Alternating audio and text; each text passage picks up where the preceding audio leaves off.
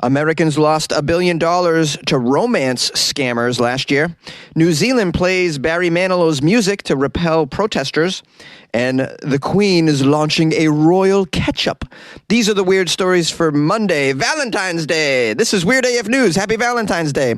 I have 3 weird news segments from around the world as usual. Weird AF News is the only daily weird news podcast hosted by a comedian inside a closet. Come on, let's have some fun.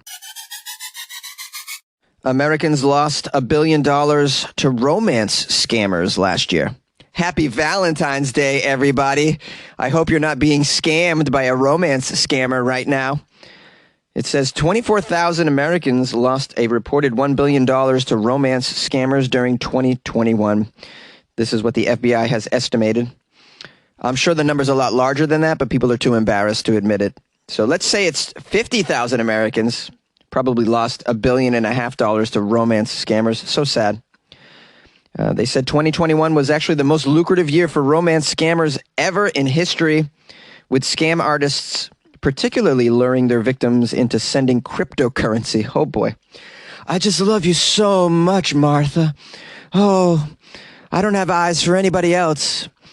If you could give me your crypto wallet password, that'd be pretty helpful. I want to get you some flowers. Yeah, flowers. Now, it says about a quarter of all romance scam losses were paid in cryptocurrency, with the average crypto loss of $10,000 per romance scam. It says here that a growing number of scammers have tricked victims with fake cryptocurrency investment advice. Reports of romance scams have increased for every age group overall. The increase was greatest for people ages 18 to 29, though people in that group reported only a loss average of $750, compared to $9,000 average scam loss for people 70 and up. That group reported losses the greatest. They typically target people of advanced age, I've noticed, in these sorts of scams. I'm actually surprised to learn that so many people over 70 own crypto. That's pretty eye-opening. Now, of all the romance scams, the greatest number is the gift card scam. 28% of all scams last year were gift card scams. You guys know this one where someone tells you that you have to go to Walgreens and buy a bunch of gift cards and send them to them, or give them the numbers over the thing. I don't know how it works exactly, but this seems to be a very popular method. It says here, many people targeted by romance scammers are initially contacted on dating apps, but more than a third of last year's victims told the FTC they were first contacted on Facebook or Instagram. So, yeah, you gotta watch out. The precipitous increase in online romance scams has coincided with a pandemic-driven increase in social isolation and a reliance on technology to meet social needs. Tinder users sent 20% more messages per day compared to the previous year, and conversation length grew about 32% over the pre-pandemic levels. Romance scammers create fake online profiles using photos, swipes from the web, often creating identities with built-in excuses for not being available to meet in person or to have a conversation over the phone. Once a scammer has gained the trust of their victim, they may request money to help resolve some sort of made-up crisis, such as paying for medical treatment for a sick child, or resolving processing fees to release funds that would otherwise be in jeopardy, or for a boob job, or ass implants. To guard against these scams, the FBI said anyone looking to start a romantic relationship online should, quote, go slowly, ask lots of questions, consider researching the other person's photos to see if they have been used elsewhere, and avoid sending any money, cryptocurrency, or gift cards before meeting in person. You would assume that this would be common sense, but common sense is not so common, unfortunately. Now, I can say from personal experience, because I have been targeted by these sorts of crypto romance scammers on a dating app before, it's kind of easy to suss them out. They're not that bright. Just ask a few questions. And a big red flag, they'll start talking about investments way too early in the romance conversation. That's a clue. In New Zealand, they're playing very loud Barry Manilow music in order to flush out anti-vaccine protesters. Some countries might send in a riot squad to disperse trespassing protesters, but in New Zealand, authorities have tried something else. Sprinklers and Barry Manilow's music. Initial moves to try and flush out several hundred protesters who have been camped on the grassy grounds of Parliament since Tuesday had little effect. The protesters, who have been voicing their opposition to vaccine mandates, responded to the soaking from the sprinklers by digging trenches and installing makeshift drain pipes in order to divert the water. When a downpour hit on Saturday, their numbers only grew.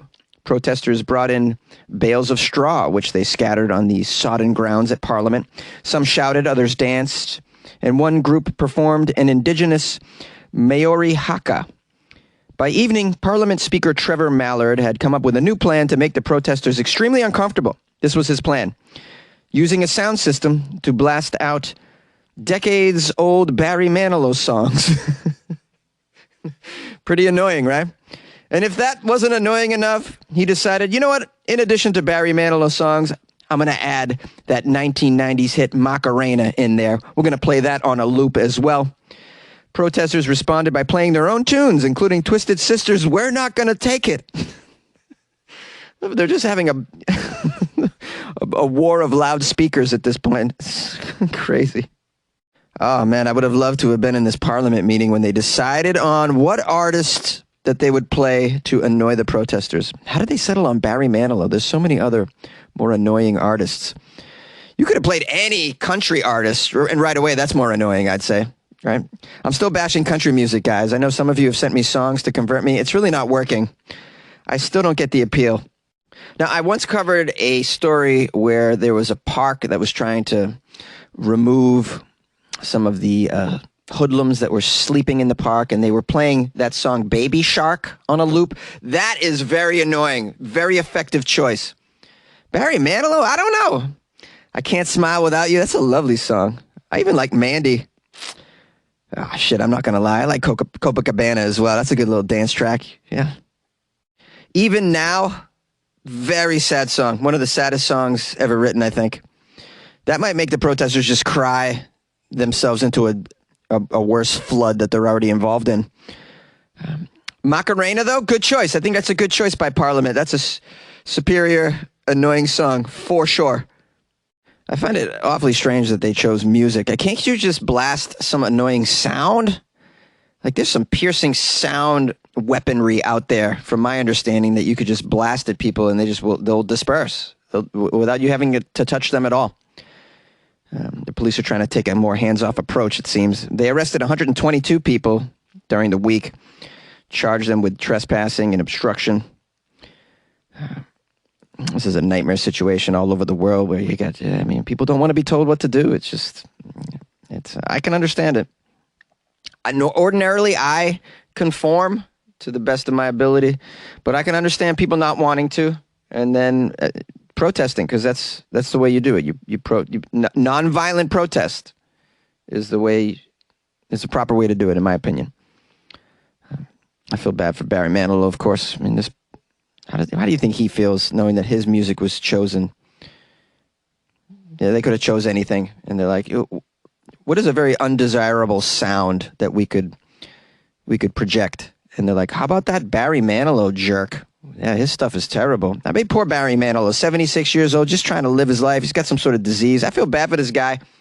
His music it's got to be chosen for this. I mean, the guy's an actual musician, writes music.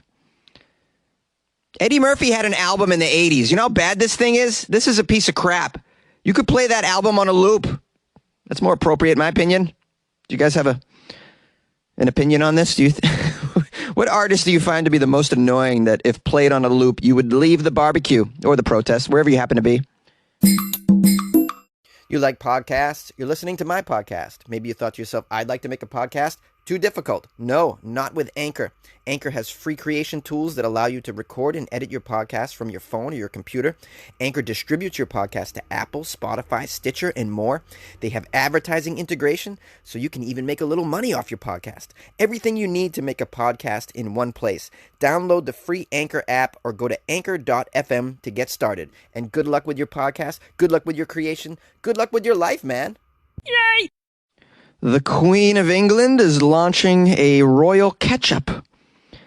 Your fridge is about to get a royal upgrade because the Queen is releasing her very own line of condiments. Ooh, splendid and brilliant. Brilliant condiments. What is that, the name of the brand? Brilliant Condiments? I'll bet it is. They just love that brilliant word. The saucy line of condiments includes ketchup, steak sauce, and it is produced at the Queen's estate in Sandringham, Norfolk. That's right, your ketchup can now be served right from your majesty. The ketchup is made with dates, apple juice, and spices, according to the report here. Ideal for breakfast or any time of day. Yes, this means you can and you should put this on all of your meals to feel just like royalty. This is what it says. If you guys want to feel like royalty, apparently ketchup, that's the way to do it. The Queen's got a brown sauce. It's called, yeah, the Queen's got a brown sauce, all right. It's in her diapers. Hey! I don't know if she wears diapers. She looks like she wears diapers. The Queen's brown sauce is, quote, packed with vinegar and spices. For an American comparison, brown sauce is similar to Worcestershire sauce, making it suitable to pair with a steak, for instance, or put it on your French fries. Seems very weird to me that the Queen would be launching a condiment line. I mean, she doesn't even need the money at this point, right? She don't need money. She just has an obsession with condiments. Condiments and booze. That's what the Queen is all about. Have you guys familiarized yourself with how much this woman drinks per day? It's outrageous. It's unbelievable. I think she has like 3 martinis for breakfast. It's really crazy. Americans may just have to hold on for a little longer. Oh, no, we can't get it over here. According to this article, the condiments only are available at the Sandringham Royal Estate in England. You have to go there to get them. Yeah, okay. I hate to break the news to you, Queenie, but I don't think a lot of people are going to be driving up to your front door to buy your condiments. It says here, hopefully soon the sauces are expected to be sold on the estate's online shop. Online. You don't even have them available on your online shop. Are you okay? This lady knows nothing about commerce. Now, if you do want these condiments, you want to eat like the Queen does, you're going to have to pay to eat like her. These sauces are far from your typical $3 Heinz ketchup bottles. In fact, the condiments are coming closer to $10. That doesn't even include tax. Yikes. I'm not paying $10 for ketchup, I have to tell you. I'm just not. I don't care if it's royal or not. I'm not paying more than $4 for a bottle of ketchup. I'm not going to do it. You know what? I'll get my ketchup at the dollar store. How about that? I got no problem with dollar store ketchup. It's just as good as the Queen's ketchup, I'm betting. It says here, as many of us are probably wondering, why is the Queen launching a line of condiments? Yeah, I'm wondering that as well. While it may seem a bit weird, apparently the Queen is a big fan of burgers, which may have led to this creation. Thanks to the former royal chef Darren McGrady, we know the Queen eats her burgers without a bun, so adding a little flavor is a must. Oh, she eats them without a bun? I'm riveted. Also, we should probably thank Netflix and The Crown for making us obsessed with the Queen's life, because we know from the television show that she did love gardening and growing her own ingredients. So this shouldn't be all that shocking. I've never watched The Crown because I have no interest in that, any of that. The royal family, I'd rather watch somebody slowly jab a pencil into my throat. This isn't the first time, apparently, that the royals stepped into food and beverage. In 2020, Buckingham Palace launched its very own gin, with many of the ingredients coming straight from the backyard of Queen Elizabeth's London home. The Queen is remarkable, it says. She's remarkable. Yeah, she's so remarkable. And if creating condiments is something she wants to do, then we stand behind it. Who's saying that? There's no one's... This quote isn't attributed to anybody. The Queen is remarkable. She makes her own gin. Well, she should do something. What else? What does she do, this lady? Just travel around and have people kiss her finger? Like, what does she do? Would somebody please tell me what she does? She just drink gin and eat bunless burgers all day? She's definitely got gout. I mean, I'm not going to lie. I wish I was a queen. I mean, I would just light off fireworks and smoke weed and play wiffle ball all day. That's what I would do. Anyways, if you happen to know the Queen personally, just call me up, 646-450-2012. Let me know what her day's like. And tell her to listen to Weird AF News. Give it a chance. I know I said she wears diapers in the story, but I mean, maybe she can find some forgiveness in her heart for me. Maybe she can send me some free brown sauce. That'd be pretty sweet. I Hey, congratulations. You made it to the outro. That means you win. You win. You get to hear me talk some more. Just kidding. That's probably a loss. Hey, also, happy Valentine's Day to you. I want you to know I love you. I love you. You're my Valentine. You know what I'm saying? That's creepy. Anyways, I hope you're having a lovely Valentine's Day. It's a great time. Hope you're having a lovely, romantic evening with your special partner, your special somebody. Maybe it's your dog. I don't know. I don't know what you're into. But happy Valentine's Day to you. And I also want to give a shout out to the Rams for winning the Super Bowl. That was pretty cool. I was pulling for the Bengals, but above and beyond anything, I just wanted a close, entertaining game, and that's what I got, so I'm pretty happy about that. And I enjoyed the halftime show as well. I think going forward, we need to have the halftime shows be multiple artists every time, because it's just much better when you have a bunch of people on it. 5, 6 people.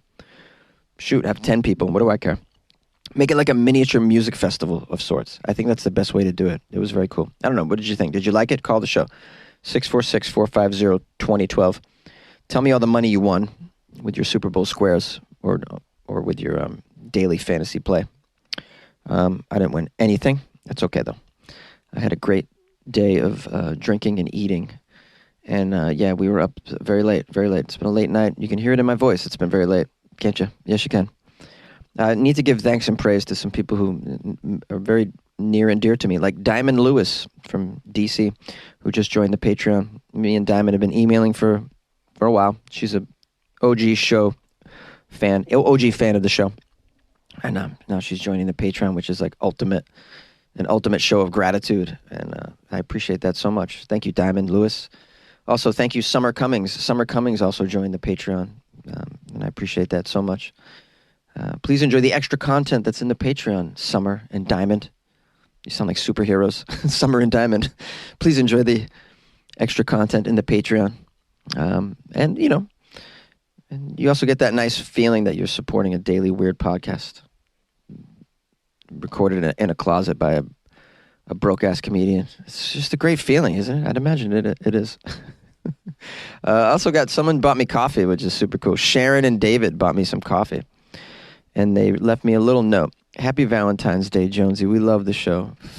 Oh, man, I love you guys. Sharon and David Roth.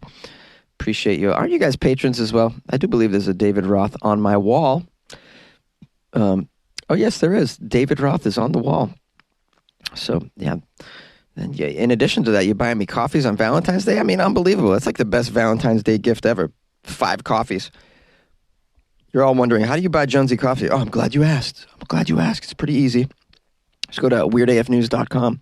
Click on the buy Jonesy a coffee banner. It's right next to the Patreon banner. You could join the Patreon as well. These are ways to support the show. Go to weirdafnews.com. Do it, man. Do it. Or don't. Just have a lovely Valentine's Day. That's really all I want you to do, is to have a great Valentine's Day. And I want you to know how much I love you. And thank you for being my audience and my Valentine today. Appreciate that. All right, we'll talk to you soon, guys, like tomorrow. Hi, I'm a Bears kid, and I've been watching your show for a while now, since about 2018, and I'm such a big fan. Bye, weirdos. Hi, Jonesy. It's Connie from Cedartown, Georgia. And I was calling, well, first of all, happy Valentine's Day to you and all the weirdos out there. And the leaf blowing feud that led to a woman stabbing her neighbors, I can understand being upset about leaf blowers. They're so loud.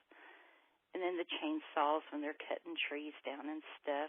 But you know when they're doing it, and you know who's doing it.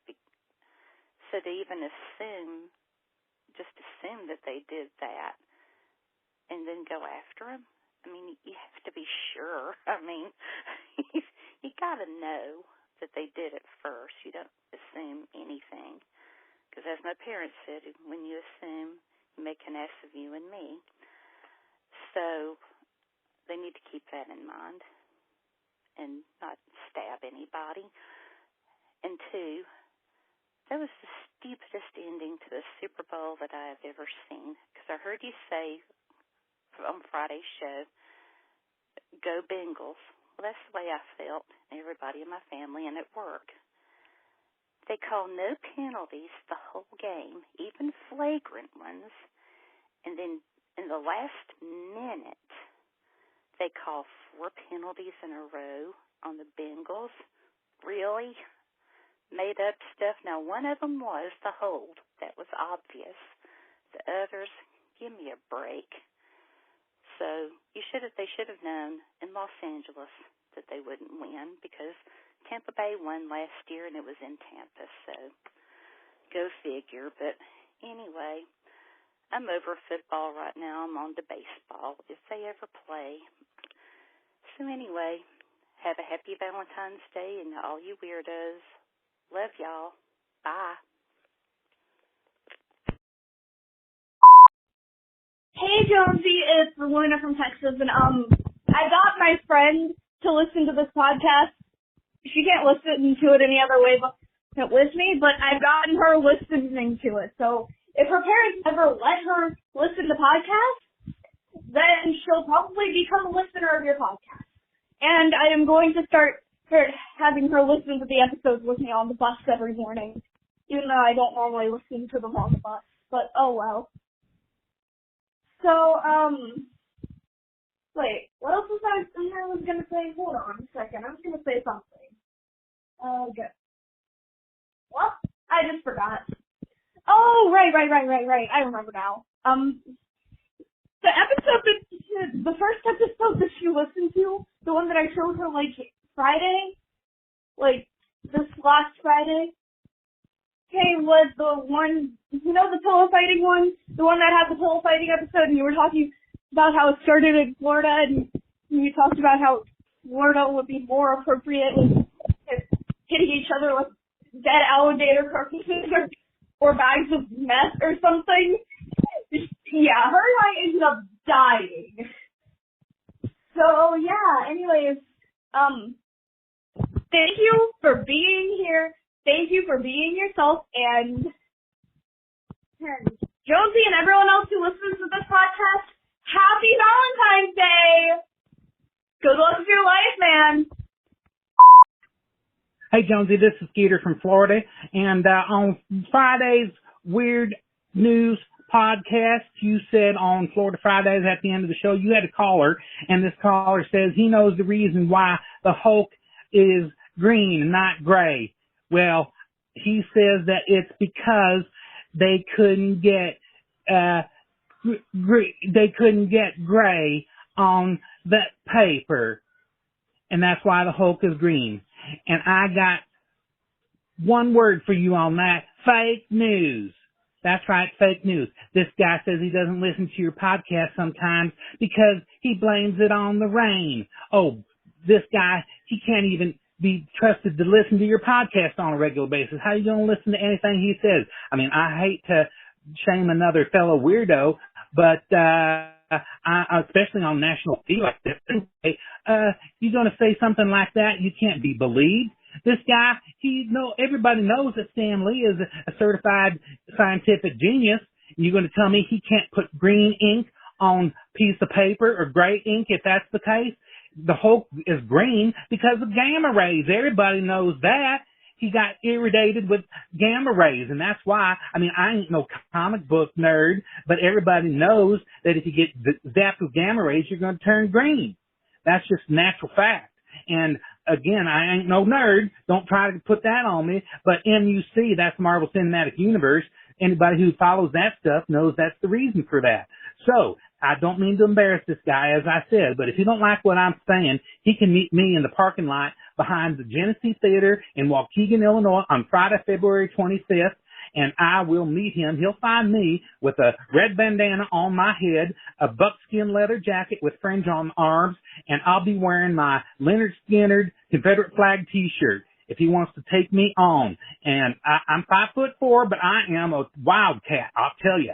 And we can go with either steak knives or broken beer bottles or nunchucks or brass knuckles or bare knuckles, and I will take him on. Now, I don't mean to fight, but if you don't like what I'm saying, he's just going to have to admit the truth that Stan Lee can do what he wants to because he's a natural genius. So, That's the case in this thing, and he's just going to have to admit it. And if you don't like to admit what he's saying, then I got 2 words for him. Bullshit is what he's saying. All right? Okay. So, no. I told you before, I ain't talking to your cousin. That Becky Sue is a whore, and I'm talking to Jonesy. I got to talk to him when you're not here because you talk too much in the background. I'm talking to the Weird as France podcast because I'm getting to be a regular on Jonesy's show and getting myself famous. I'm fixing